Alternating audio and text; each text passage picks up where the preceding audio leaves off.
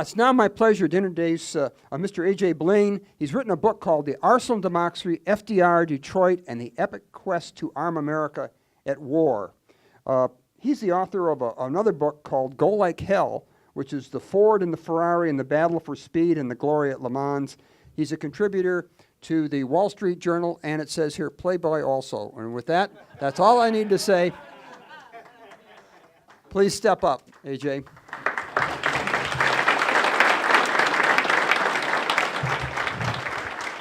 I can talk about my book, but I think you guys want to know about my 10 years working at Playboy magazine. So should I just cut to that? And okay, I'm sorry. Firstly, can everybody hear me okay? Now, this is a very interesting talk for me. This book came out a month ago, almost a month ago. I'm over the moon, like I'm almost in tears to say that this book made the New York Times bestseller list this week. So now, the thing is that makes this specific talk, I've been going around and talking to people about the book and just, about other things, but this is a very different situation for me because there's people here in the audience. Firstly, we have a lot of veterans here today, and so my hat's off to you.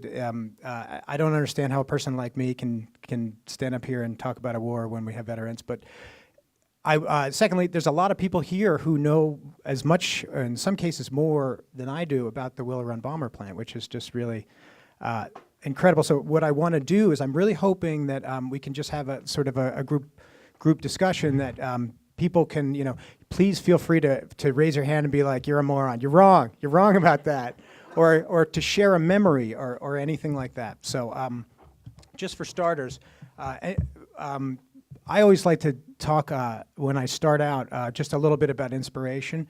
A lot of people have moments in their life where a light bulb goes off in their head and they say, something happened to me today that changed my life. And this is something that I talk to my kids a lot, and I go into their classrooms and I talk about it. So this here is a book I wrote in first grade. I'm sorry, this is going somewhere. You're like, what is this guy talking about?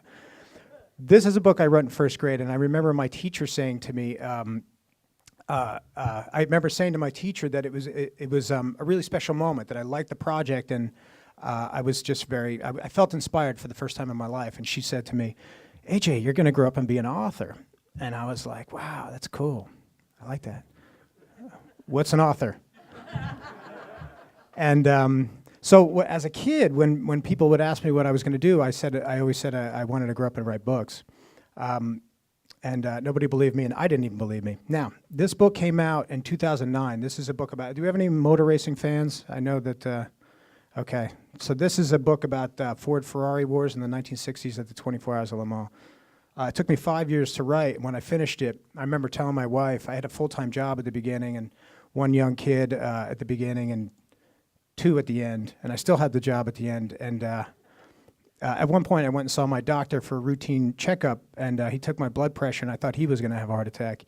And at the end of it, I said, honey, I'm never going to do that again. It was just too stressful. It was too difficult.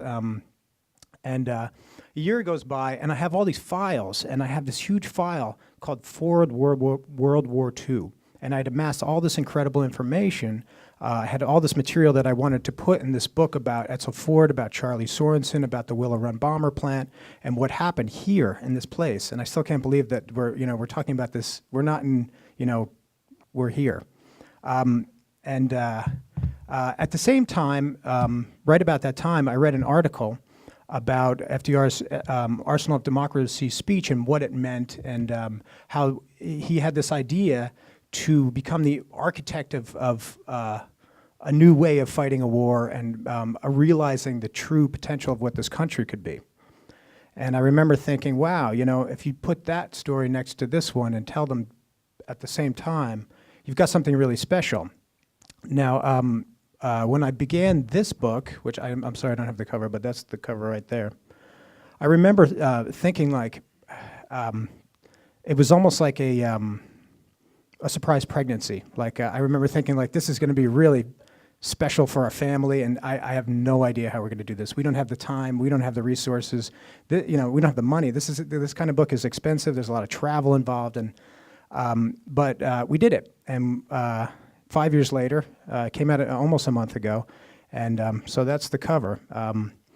So far, reviews have been good. Every now and then someone will chime in and say, you're wrong about this, or I kind of write books the way, I don't mean to, it's not an affectation, but I tend to write books that read like fiction. It's just how, the books I like to read, it's just how I write. And so that's what happened with this one. So the first thing I did was I sat down and I took a couple months to just read everything I could, everything that was published. So news articles, magazine articles from the 1940s and from the 1930s, and all the books and the biographies that have been written about FDR and the Ford family. And I made a list of what I call threads. And each thread is basically a storyline that has to be intensely researched. And when you weave those threads together, you come up with a tapestry. And there you're looking at something that makes absolutely no sense at all. And you're like, that looks just like, somebody, whatever. So then you take it apart and you do it again. You take it apart and you do it again. You take it, do it, blah, blah, blah, blah, blah. Years go by, and then you have a finished book. So what I'm going to do right now is just go through a few of the threads, and we're going to look at some slides. And you'll see how the book sort of came together and also what it's about. And then I want to hear people who have memories of this place as we get into it. So, okay. So this is FDR. You guys recognize him. I'm sorry, actually, can we go back one? Obviously, everybody knows which airplane that is. I'm amazed by the knowledge of some people here who I've been talking to tonight, just about their knowledge of airplanes is just, it's miraculous. So looking at this picture, I'm wondering if anybody can tell me when it was taken. I'll give you a hint, it's not a Ford-built airplane. It was taken before the summer of 1942 because that was the insignia before that time. So that means they're probably consolidated airplanes because Ford had no airplanes flying at that time.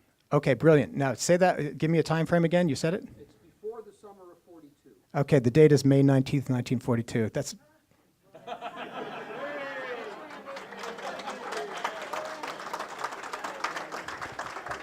Okay, so just a couple of figures on this airplane. These are numbers from the museum in Dayton. Okay, 303 miles per hour, range 2,850 miles, 4 Pratt & Whitney R-1830s totaling 4,800 horsepower, and armament is 10 50 caliber machine guns and 8,000 pounds of bombs.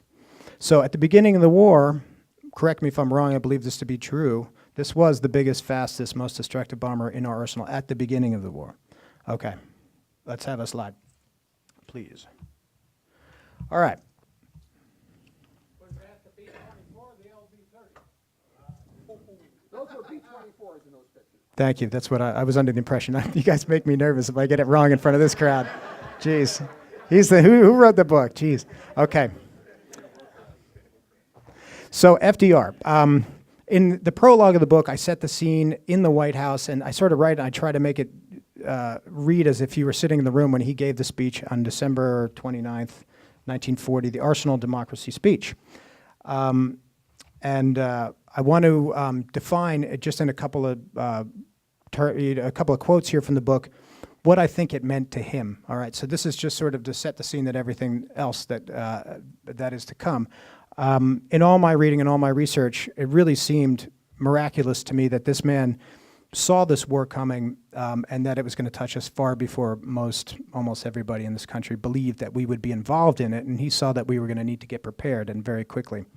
During the Great Depression, of course, we all know our military was in a difficult position compared to what was happening in other places in the world. Okay, so this is Donald Nelson speaking. Donald Nelson, who remembers who Donald Nelson was? He started the war as an executive at Sears and Roebuck, and he became head of the War Production Board. So this is his definition of the arsenal of democracy. The whole industrial strength of the United States, should it be directed toward war making, would constitute power never dreamed of before in the history of Armageddon. It would be a struggle in which all our strength would be needed, and the penalty for being unable to use all our strength would be the loss of everything we had. So here you've got this president, and he's got to figure out how to turn this country into that. Was this the man that replaced the man that was ousted out of Sears and Roebuck when they carried him out in a chair? That was Montgomery Ward. That was S.L. Avery. Otherwise known as I thought it said no. I can tell you this: there were some people during the war, that would have liked to have done just that to Donald Nelson, but it didn't happen. So that's the prologue. That's what I use to set the groundwork for everything that's going to happen in this book. And again, as I was saying earlier, that these storylines are like threads that woven together give you a picture of what, to me, the picture that I'm trying to portray. So this specific storyline is woven in. So right now it's on the top. This is what you see. But it goes underneath the fabric, but it never disappears. It sort of drives everything that happens. So even when you're not reading about FDR, you kind of are. At least that's the way I try to construct it. Okay. This B-24, it didn't have the nose turret on it. Not at that time. I know we used to hit them and walk in the back, and the airplane was filled up and get off the nose gear. Were you on a crew? B-24 crew? All right. Thank you. I have to thank you. And but we're going to talk about it and encourage it. Do we have others in the room who flew B-24s at the time? Okay, one. Okay, so we all know who these people are. So I can't underestimate, this is silly for me to be telling you this, given where you live in the world, but how important Henry Ford was in the early part of the 20th century, basically what happened because of his vision, okay? So, in I think it was 1903, he launched his first car company. And I think if I were to find what his vision was, I would say that he understood that the brilliance of a product was not necessarily the product itself. It was dreaming up the way to produce it so that you could make many of them, all exactly alike for a very affordable price. That's what we call Fordism today. So in the early chapters of the book, I talk about how Henry Ford basically changed the world with his idea of Fordism. At one point in the early 1920s, there was a Gallup poll in the United States. People were asked who is the most famous person who has ever lived, and Henry Ford here ranked third behind Napoleon and Jesus Christ. So when asked himself about himself, he said something very different and something interesting to me. So here's a quote at the end of chapter 2. It was the machine and not Henry Ford who was responsible for Fordism, for bringing the economic progress that really the Model T spread around the world. So he said, the machine is the new Messiah. Machinery is accomplishing in the world what man has failed to do by preaching, propaganda, or the written word. The machine will soon bring the world to a complete understanding. Thus may be envisioned a United States of the world. Ultimately, he preached, it will surely come. Now, the other gentleman here is Edsel Ford, obviously. My portrayal of him in this book might be, controversial to some, or people have an understanding of who, we had this conversation over dinner, of who Edsel was. He's more known for the car that bore his name, and that was a big disaster. But he sort of becomes one of the major characters in this book. And I try to, in my research tells me that he was actually a much greater character than he has been portrayed and believed to be. And so when the Wall Street Journal last week reviewed the book, that's the one thing this reviewer really keyed on, was that this is the book who sort of portrayed Edsel Ford for the first time as a hero. And that's my belief. And so I hope people read it, and you may disagree, you may agree. But we'll find out. Okay, slide. Thank you. All right, the Rouge. Again, I'm sure everybody's been there. Everybody here has probably been to the Rouge more than once. So Henry Ford's masterpiece. This was his ultimate vision of what the machine could do. I'm going to read a quote. This was Vanity Fair. When the Rouge opened, Vanity Fair had this to say about it. The Rouge could lay claim to being the most significant public monument in America. throwing its shadow across the land probably more widely and more intimately than the United States Senate, the Metropolitan Museum of Art, and the Statue of Liberty. In hyperbole and anathema, it has been compared lyrically, reverently, vindictively to the central ganglion of our nation, to an American altar of the God objective of mass production. That's quite a that's quite a statement. But what I find fascinating is that what happened here, the way it influenced industry all over the world, and it all came from this place where we're standing right now, very close at least.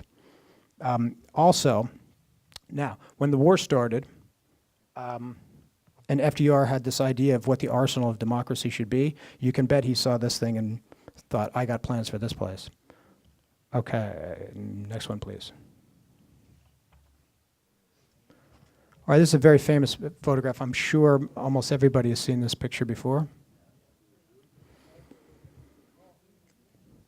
Now, this picture and the one that is about to follow actually moved the Pulitzer Committee to start giving a Pulitzer Prize for photography. It had never happened before, but because of these pictures, now it does. But this is... That's right. This is Bennett's gang. On the left, you have members of the service department. On the right, you have union activists, Richard Frankenstein and Walter Reuter. And basically, this to me is sort of set the scene for everything that was going to happen in Detroit in the future. It was basically when the idea that the machine and the auto industry could bring about this utopia really started to fall apart. I found it very interesting to write about. Now, everybody knows who Harry Bennett is. Harry Bennett was this character that Henry Ford hired to create the service department, to police the grounds of the Rouge. This is Gate 4 of the Rouge right there. So here's a couple of people who Harry Bennett hired to work in the service department. Norman Selby, an ex-pugilist who fought as Kid McCoy, married 10 times, paroled to Harry Bennett after serving 20 years for murdering his sweetheart. Joseph Legs Lamont, admitted serial kidnapper nicknamed for his ability to evade the law on foot. Joe Adonis, a mobster, called by the New York Post a gang punk and a dope king. So what I'm showing this here, a point I want to make is this is sort of indicative of me of where the vision of what Ford Motor Company was supposed to be in Henry Ford's mind and the vision of what that was supposed to be in Edsel Ford's mind. Edsel was, of course, president of the company from 1919 onward, was vastly different. And 3 seconds after this picture was taken, this one was taken. That's Richard Frankenstein in the middle of it. I have some pictures taken of the strike over the overpass on Willow Run. Is that the one from 1941? Yeah. Okay, we have a picture here we're going to see in a little bit. So maybe it's the same picture that you have. What time frame is it? This is 1937. Hold on.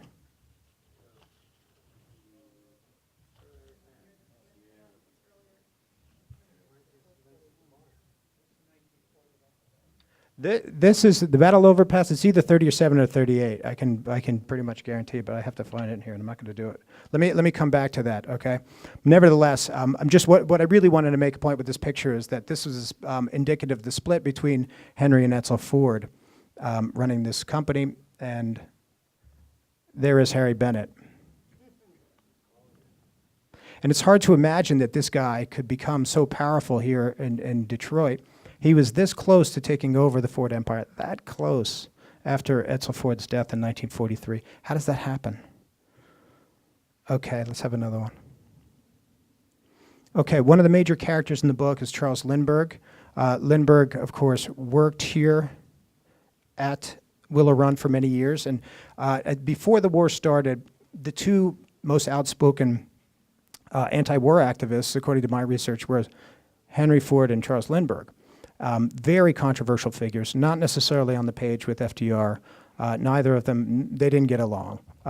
Now, this particular picture was taken, Lindbergh is testifying before Congress, and I'm going to read you what he was saying according to the testimony that was printed in the newspaper the next day. Here, he's saying that the United States should stay out of World War II, and his reasoning is really fascinating to me. He said, basically, what I think he was saying is we should stay out of this war because we can't win. he said, quote, "Our own air forces are in deplorable condition. Regardless of how much assistance we send to Britain, it will not be possible for American and British aviation concentrated in the small area of the British Isles to equal the strength of German aviation."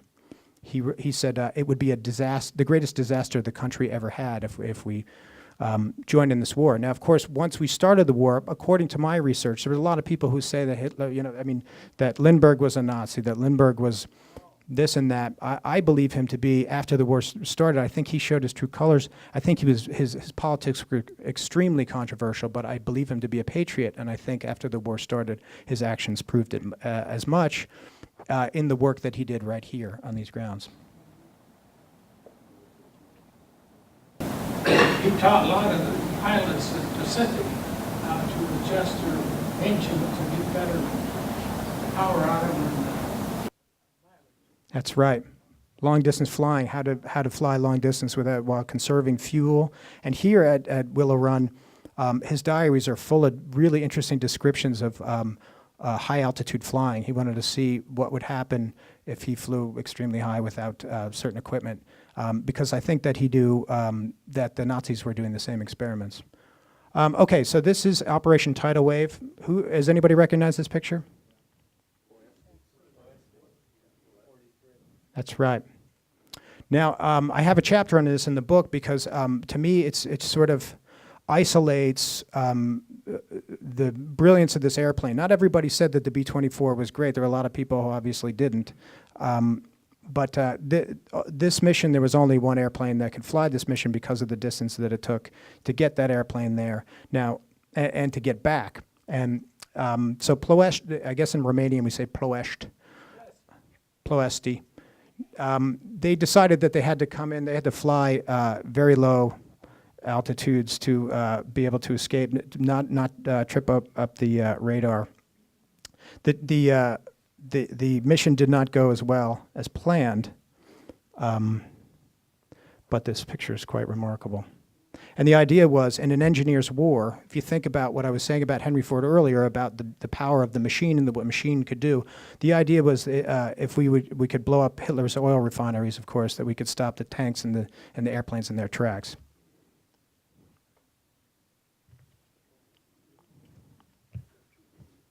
Okay, so I was speaking recently at the 92nd Street Y, and I called Hitler an evil genius, and people in the crowd got mad at me. And one guy actually stood up and stormed off. And I think that specific crowd, there were a lot of people who had parents and grandparents who died in the Holocaust, and the idea of connecting Hitler to genius in any way was very upsetting. And what I should have done was use the specific quote in which someone else called him that at the time. So this is William Stevenson. Anybody know who he was? Codename Intrepid. So he was Britain's spy master, and before the war started, he confided in Roosevelt, and this is a quote, "The Fuhrer is not just a lunatic, he's an evil genius. The weapons in his armory are like nothing in history.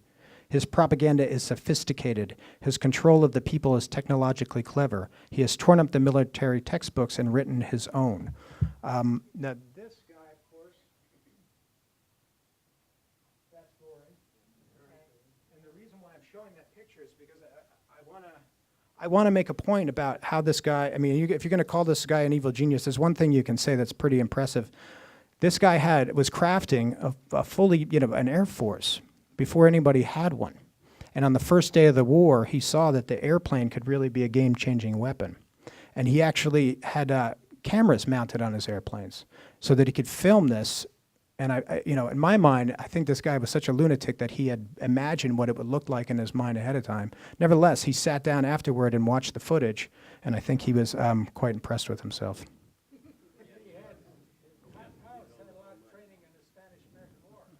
That's right. That's right. And Goring, of course, flew in the First World War and was later put in a lunatic asylum in a straitjacket, and was a morphine addict, and yet he was the second most powerful man in that country.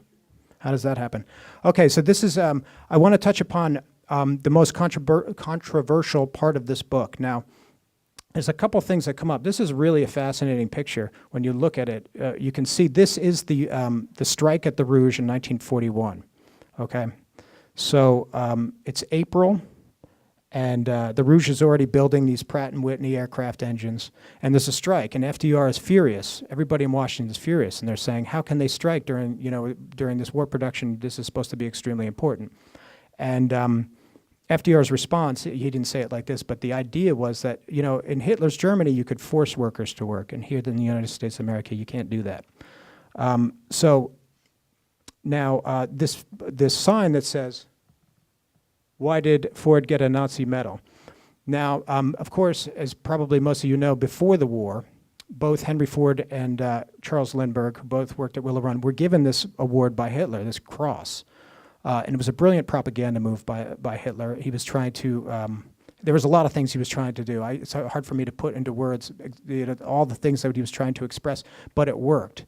And both Lindbergh and Ford did not give the medal back, and that infuriated people. And people were very upset about this. The reasoning why they did this, they never divulged. I don't want to get into what I think about it because I can't prove it, so I would hate to be wrong.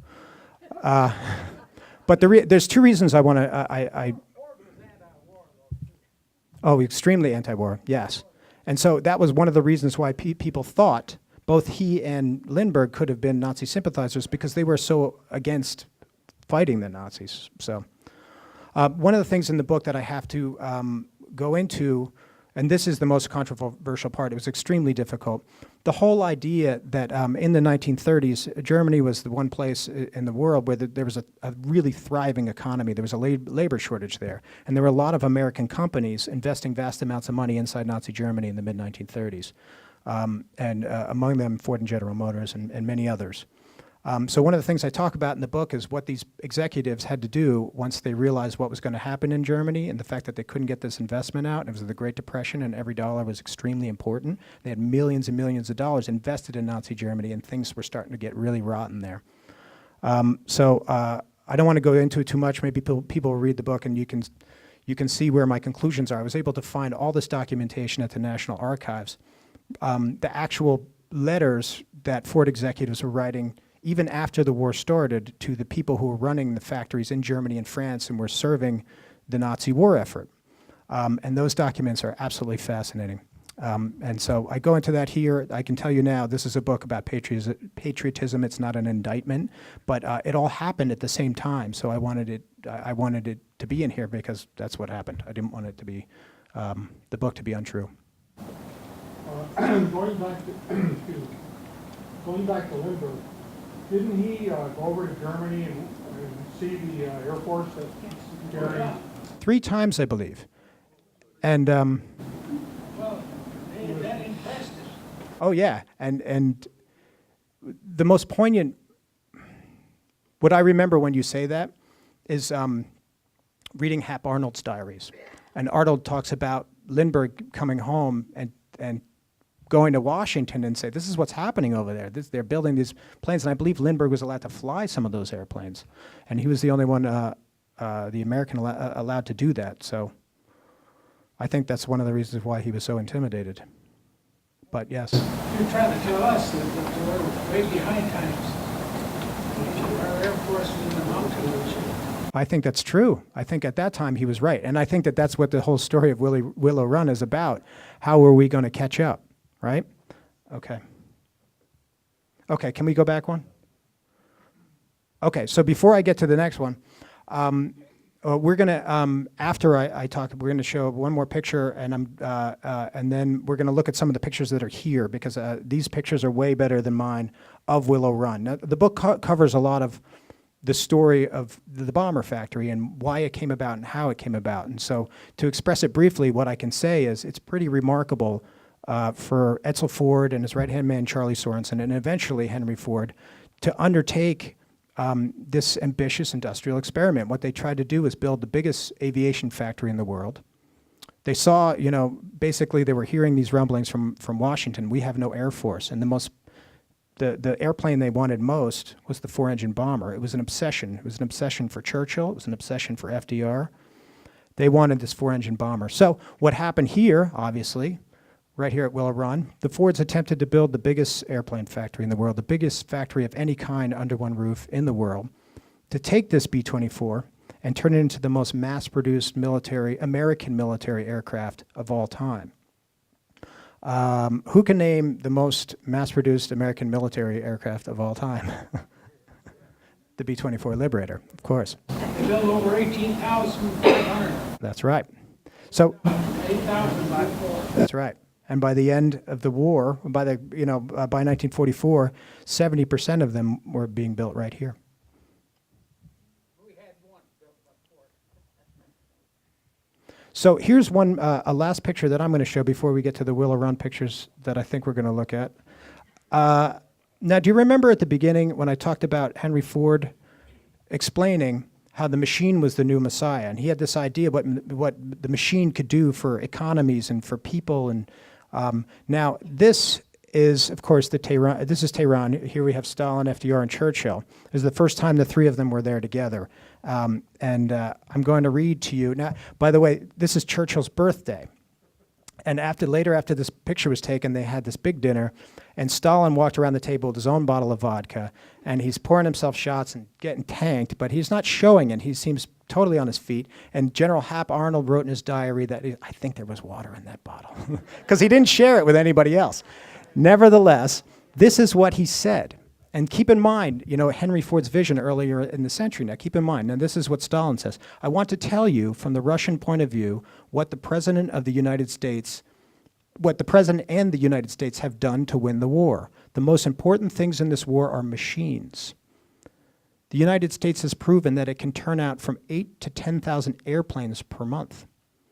Russia can only turn out at most 3,000 a month. England turns out 3,000 to 3,500. The United States, therefore, is the country of machines. Without the use of these machines through Lend-Lease, we would lose the war.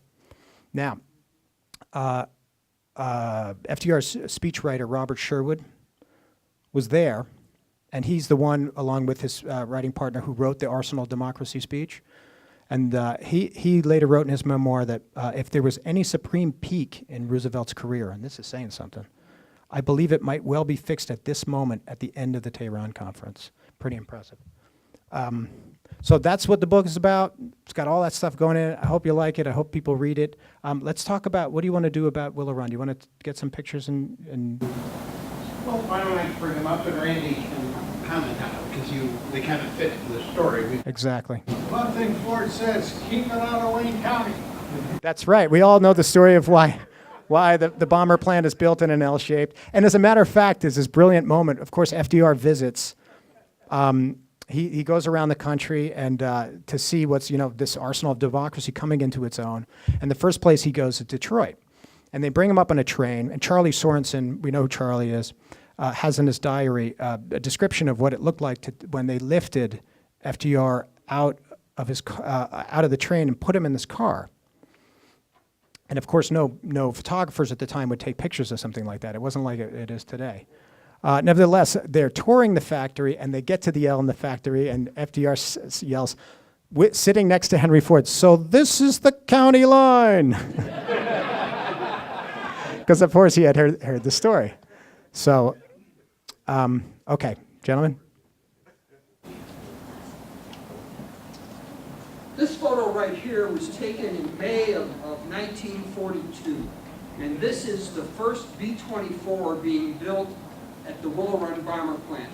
And this is a consolidated airplane that Ford was given as a sample of how to build them. And this is on the assembly line, probably about 200 to 300 yards from the end of the assembly line. Other photos, there's a plywood wall because the factory's not done. And what they did was they took this airplane apart and they looked at the parts, they put it back together to get an idea of what the production flow would be at the factory. And Ford was supposed to produce the B-24 of its own model by May of 1942.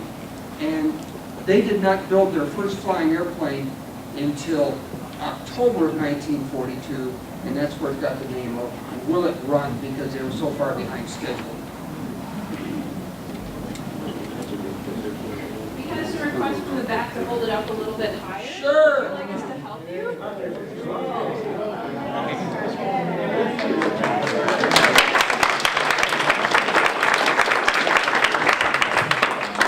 This photo was made with Photoshop 1944. And if you look at this tractor, it's identical to this tractor that they cut out and pasted right there. And you can see the cut lines that puts this together. But this is Willow Run at peak production in the spring of 1944 when they were producing their goal of a bomber an hour. And what you see here is two parallel assembly lines with the B-24 bombers coming down there, 90 of them under production at one time. And they make the 90-degree turn to stay out of Wayne County right here. And they come down into this part of the factory, which is the part we're going to say. This was the paint shop and the trim shop before they went out on the line. Can I ask you a question? Yeah. The rear turrets are not installed here. Is that something that was done retro? From what I've researched, this was a batch of bombers for the British. And they were going to use them for maritime patrol, and they wanted to put their own kind of guns or a radar in the back of this bomber. So these were built without turrets in the back.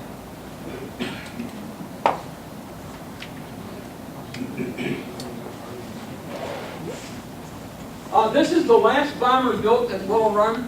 This was delivered June 28th of 1945, and it's a B-24M. You can see because it's got the picture window there in the cockpit. And all the employees who were still working at the factory at that time, they had given them notice in May of 1945 that assembly operations would cease no later than August of 1945. And they started laying everybody off in the back compartments that were making parts because they had enough stock. And they kind of, as the last bomber came down the line, laid more and more people off. So the remaining employees signed this. They wanted to call the airplane the Henry Ford. But Henry Ford said, no, no, no, I don't deserve that. And so they just delivered the last airplane there. And you look in this picture right here. That's the B-24N. That's a single-tail B-24. In March of 1945, Ford got a contract to build 7,000 to 8,000 of those airplanes. It was such an improvement over the B-24 with the twin tails that it was a revolutionary airplane. Consolidated went on and built that airplane for the Navy and called it the PB-4Y. So that's those pictures right One of the ones we had was the J model. there. Right, an M was really a J with a picture window on it.